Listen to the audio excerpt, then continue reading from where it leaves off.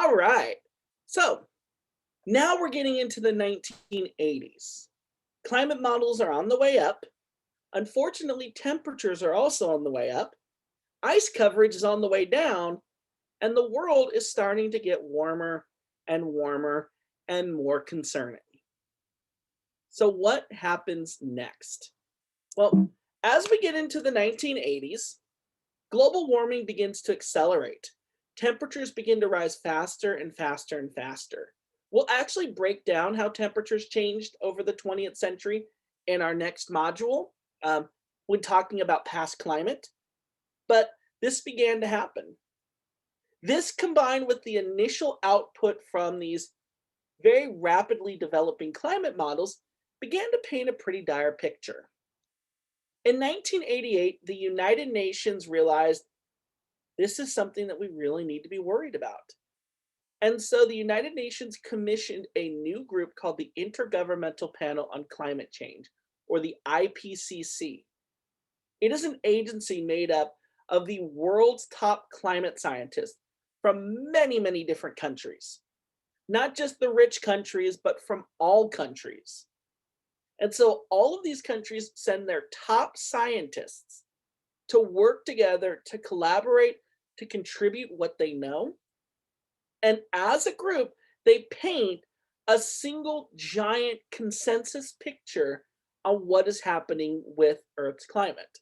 The IPCC releases a report every 5 to 8-ish years. And this just shows the time periods with which they release their reports. Their first report was released in 1990, second one in 95, then 2001, 2007, 2014. Their next report is expected to be released in 2021. So over the next year or two, as the report begins to trickle out, we'll actually have a better idea of where Earth's climate is going. But one of the things I am going to say really quickly, rather than making you read each and every one of these reports and shuffling through thousands and thousands of pages of data and information, I will just say that the conclusions from each report have become increasingly dire. The 1990 report said it was somewhat likely that we were the cause. The 2007 report said it was very likely. The 2014 report said that it was extremely likely. And at this point, we are getting to a place where even the most conservative estimates pretty much make us the certain cause, where it's almost certain that we are the ones doing it. That is so scary to think about. So in 2013, carbon dioxide reached 400 parts per million for the first time in recorded history. If you remember, in the 1950s, carbon dioxide was around 315 parts per million. In 2013, it hit 400 parts per million for the first time. So what does that actually mean? Well, what that actually means is if I were to take 1 million random molecules of air, throw them on my table and sort them out, approximately 400 of them would be carbon dioxide. Now that doesn't seem like a lot, but to go from 315 in 1958 to over 400 now, and now we're closer to 410, 415, to see it change that much in that short of a period of time is very concerning. To even make it even more concerning, though, would be to actually compare carbon dioxide concentrations now to the past several thousand years and to even go back further. We'll do that in the next module. 2016 and 2020 have officially tied for the warmest year on record. I'm actually recording this video just a few days after NASA announced that 2020 tied with 2016 for the warmest year on record. What's even more concerning was actually in 2020, the El Nino Southern Oscillation Index, if you've ever heard of El Nino before, was actually in a negative phase, a phase where it was actually a cooler phase, meaning that actually has a cooling effect on the planet. So even with that cooler phase, what we call La Nina, Earth was still was actually warmer than it's ever been. That's alarming to think about. Okay, so we had a few warm years. Well, what if I've told you that these weren't just anomalies? 2019 was the second warmest year on record. 2015 was the third warmest year on record. And in fact, the 10 warmest years were all 2011 to 2020. This past decade, the warmest years on record were all in this past decade. And in fact, 19 of the top 20 have been since 2000. One of the things you'll do in this week's module activity is I'm going to have you look at a website briefly and just very briefly look at the data of temperature anomalies. You'll actually find that the last time we had a below average anomaly was way back in the 70s. And we have just been getting warmer and warmer and warmer ever since. And in fact, the rate at which we are warming is extremely concerning. And I'm actually going to have you compare how much we've been warming in the past 40 years compared to how much we've been warming in the past 140 years. And my hope is that you'll see that not only are we warming, but we're actually accelerating in our warming. So that's really, really concerning. So where do we go from here? How bad is this going to get? Well, now we have climate models that can make predictions. We have an intergovernmental panel on climate change that can actually diagnose what's going on, and using those climate models actually predict, give us a good prognosis. I shouldn't say good, I should say accurate prognosis of what could happen next. So where do we go from here? Well, the most recent IPCC report, the one that came out in 2014, said that it was extremely likely that observed warming has been primarily caused by human activity. As I mentioned earlier, the report actually said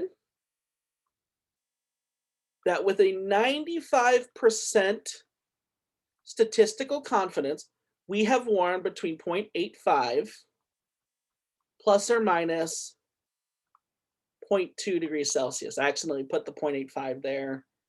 And but what this actually means is that we've risen somewhere between 0.65 and 1.05 degrees Celsius. Every report, that number gets bigger and bigger and bigger. Finally, the report makes a prediction for the future. Now, that being said, there's a lot of things we can't predict. Ask anybody in 2018, was there going to be a pandemic in 2020? Nobody knows. Ask the people in 2006, was there going to be a financial crisis and a global recession in 2008? Ask the people in New Orleans in 2004, are you going to get hit by a devastating hurricane next year? There's some things that we simply can't predict. We can't predict the next world war. We can't predict a global pandemic. We can't predict an economic crash. These things happen in a way that we can oftentimes look back and say, well, there were signs, but you know what they say, hindsight's 20/20. But in all honesty, we cannot accurately predict these things using the information that we currently have. So instead, we need to create what are called emissions scenarios. And these scenarios are based on things as simple as the outcome of a presidential election. In 2016, when Donald Trump was elected, he took us out of the Paris Agreement, which was like the global agreement to fight climate change. In 2020, Joe Biden was elected, and he, within his first day of office, put us right back into the Paris Agreement. So even the outcome of a presidential election can actually influence overall what happens to our climate. So that being said, there are a set of emission scenarios that predict what can happen. I'm not going to go I'm not going to go ad nauseum about these. We're actually going to talk about them more in detail when we talk about climate modeling in more depth. All I gave you was just a 30,000 foot overview of it. But the 2014 IPCC report, the most recent report, a new one's coming out, proposed 4 possible representative concentration pathways. The report claims that these are all equally likely scenarios. I call bullshit on that. Sorry for using that word, but I call BS on that. The reason why is one of these scenarios is way too optimistic, and one of these scenarios is way too pessimistic. The overly optimistic scenario is RCP 2.6. In this scenario, we as a world cut off carbon dioxide emissions like today. We immediately reduce carbon dioxide emissions worldwide.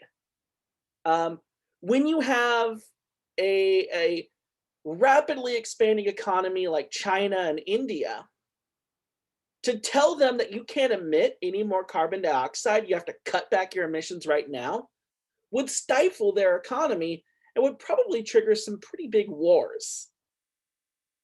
So that's not going to happen. And then this would also assume that there's no political turmoil, which obviously there has been quite a bit the last few years.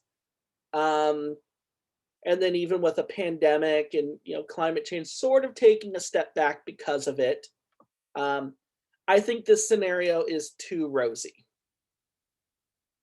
Then there are the 2 intermediate scenarios, RCP 4.5 and RCP 6. Forgive the typo. RCP 4.5 and RCP 6. RCP 4.5 predicts peak emissions soon, with eventual reductions by 2040. And then after that, we would quickly become carbon neutral in the later half of the 21st century, and may even become carbon negative at some point. That, I think, is actually a pretty realistic scenario. If we can enforce the Paris Agreement and if everybody can stay on board with it, I think we could see that. RCP 6.5, peak emissions around 2060, so maybe it takes a little bit longer, and then reductions after that. And then RCP 8.5. RCP 8.5, no reductions, business as usual, we just keep emitting.